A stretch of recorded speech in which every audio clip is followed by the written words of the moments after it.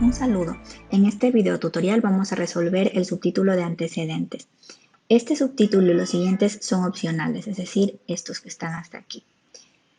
¿En qué sentido son opcionales? En el sentido literal de la palabra de ponerlos como subtítulos. Sin embargo, si optamos por no ponerlos, de igual forma nosotros tenemos que desarrollar el contenido de antecedentes, el de planteamiento y delimitación del problema, redactar las preguntas de investigación, redactar la justificación y asimismo redactar los objetivos. ¿Ok? Es recomendable que sí utilicemos subtítulos. ¿Por qué razón? Porque se nos va a hacer más práctico al momento de redactar, ya que si no los ponemos debemos ir empleando algunos conectores para que todos los lectores entiendan en qué parte se encuentran, si se encuentran en antecedentes o en la justificación o en qué parte, ¿verdad? Así es que es recomendable que sí empleemos los subtítulos, pero recordemos que de todas maneras es opcional. Bien, para dar paso a los antecedentes es conveniente que haya un párrafo de transición como el que se muestra en el ejemplo del siguiente párrafo. Tener en cuenta, por favor, que esto es nada más una referencia, ¿ok? No es un formato en el cual nosotros tengamos que copiar, pegar e ir sustituyendo términos, no, es simplemente una referencia de redacción. Ustedes pueden redactar de otra manera siempre y cuando demos paso a presentar cada uno de los antecedentes. Y aquí algo importante dentro de este párrafo es mencionar en qué bases de datos ustedes han consultado. Podría ser Google Académico también, Scopus u otras. Bien, vamos a escribir al menos 3 antecedentes correspondientes a los últimos 5 años tomados de artículos científicos de carácter empírico. Es decir, no vamos a consultar libros o similares, sino artículos científicos. Y tienen que ser de carácter empírico, es decir, no vamos a consultar artículos científicos sobre revisiones bibliográficas o similares. ¿Cuáles son los de carácter empírico? Aquellos que en los que los autores han recabado de primera mano los resultados y los han analizado. Por lo general tienen una estructura que corresponde a una introducción, a una metodología, a una redacción, perdón, a unos resultados, sección de resultados y a discusiones o conclusiones. Vamos a consultar al menos uno nacional, uno regional y uno local. Si encontramos más, no hace falta que sean solo 3, pues mejor. Deben aportar datos acerca de la problemática o del objeto de estudio que se aborda en el trabajo de titulación. Es decir, si estoy trabajando con un tema sobre el feminismo y el análisis de sus discursos, lo normal, lo correcto es que esos antecedentes que yo consulte, es decir, esos estudios que otros autores han hecho, tengan relación o afinidad con el tema que yo estoy abordando. Se escribe un párrafo por cada antecedente. Es decir, si tengo 5 artículos que he consultado como antecedentes, voy a tener 5 párrafos. En cada párrafo es necesario describir esto, el objetivo principal de dichos autores, la metodología que emplearon y dentro de la metodología de qué podemos hablar, por ejemplo, de las técnicas de investigación que emplearon, cuándo las emplearon, a qué población o muestra las aplicaron, a las técnicas de investigación y cuáles fueron sus principales resultados o conclusiones, es decir, de dichos autores.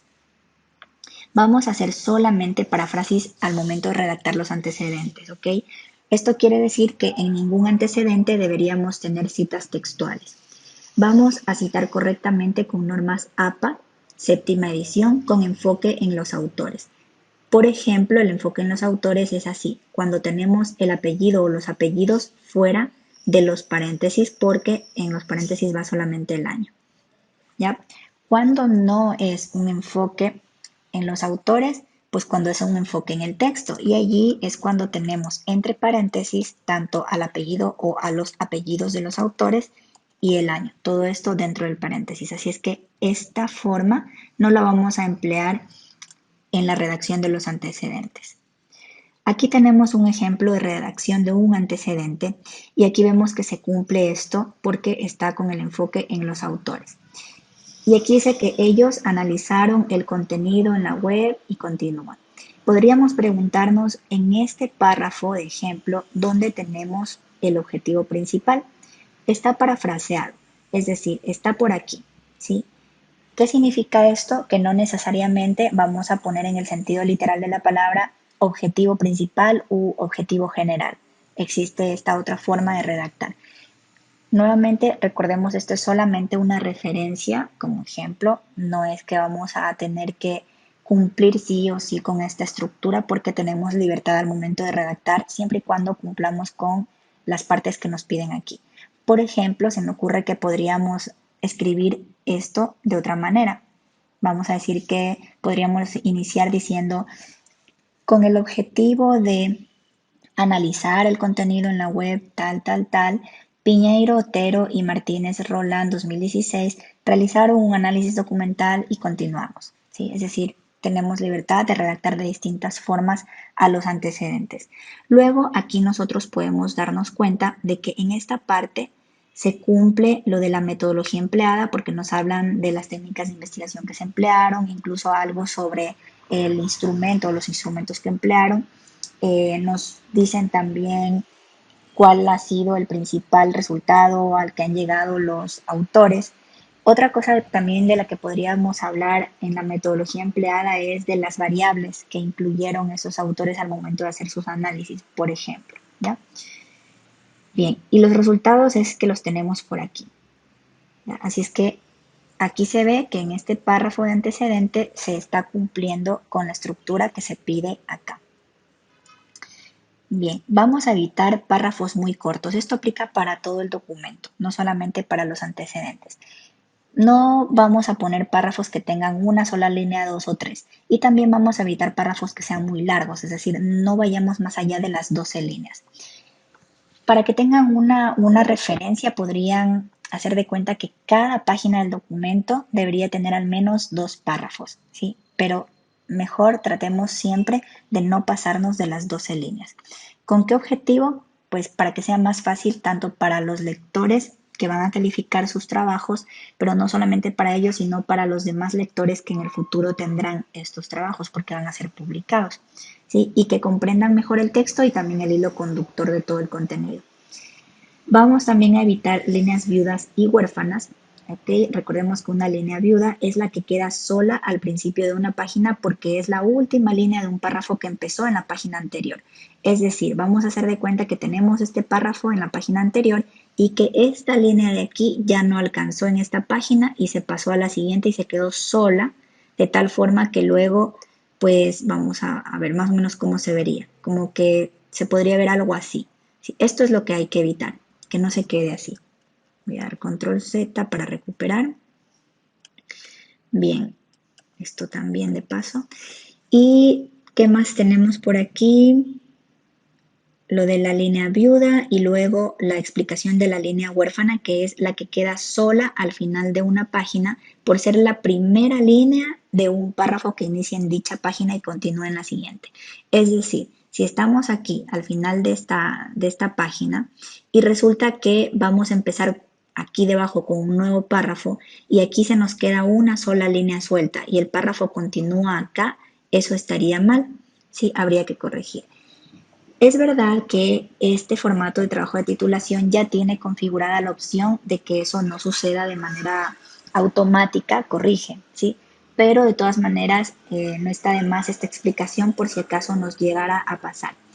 Y también esto aplica para otra indicación y es que asimismo hay que evitar que se quede un subtítulo solo, ¿sí? Por ejemplo, acá en antecedentes tenemos algo así y no pasa nada. ¿Por qué? Porque está el subtítulo, pero aquí ya tenemos contenido.